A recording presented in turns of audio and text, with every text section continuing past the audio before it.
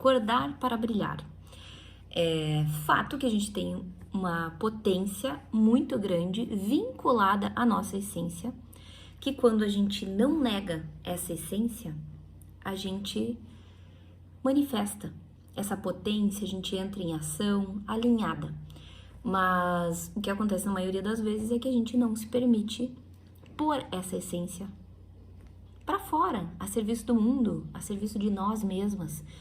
Por uma série de questões, não vamos comentar aqui agora. Agora vamos focar no que é maravilhoso, no que é bom. Então vou começar contando uma história que é do Steven Spielberg.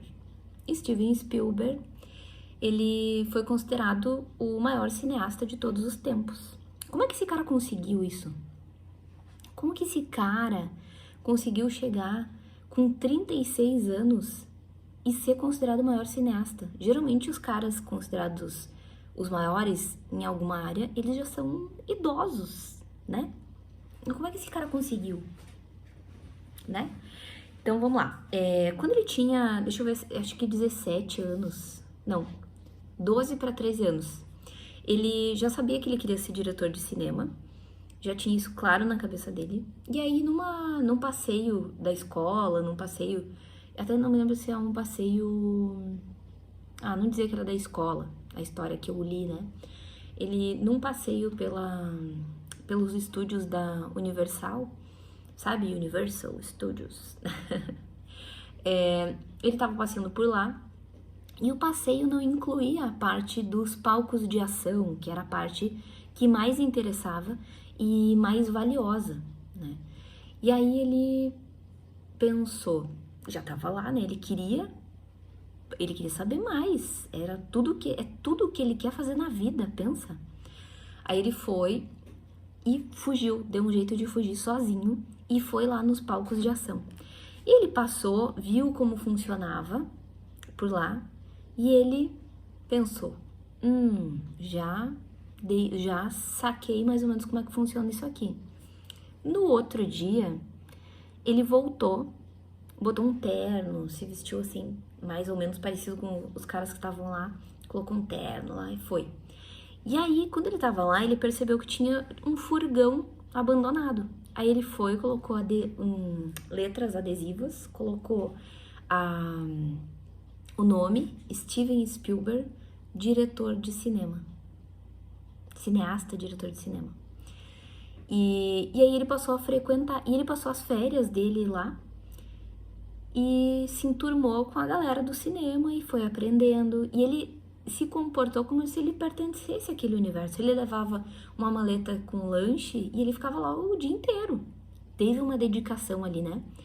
E olha que louco, tem gente que não teria coragem pra fazer isso, né? Teve uma audáciazinha ali. Mas o que eu quero trazer aqui é que o quanto esse cara utilizou daquela fórmula de sucesso definitivo. Ele já sabia o que ele queria. E aí ele foi e criou formas de realizar. E aí depois ele foi percebendo que resultados ele tinha a partir daquilo e foi se adaptando. E não desistiu. Aí o que aconteceu? Não é só isso, não para por aí.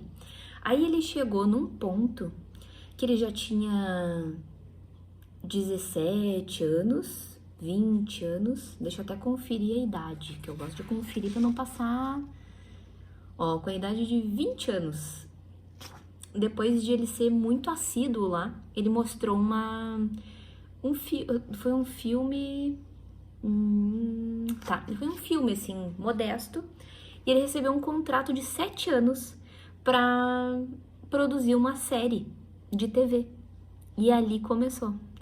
E hoje em dia ele é reconhecido por fazer, por exemplo, filmes como o ET, filmes premiados e tal. Mas o ET, ele é tido como o maior filme da história, assim, ele é um filme icônico. E foi o cara que dirigiu. Então, pensa agora como que tu pode, dentro do teu universo, pensar nas oportunidades.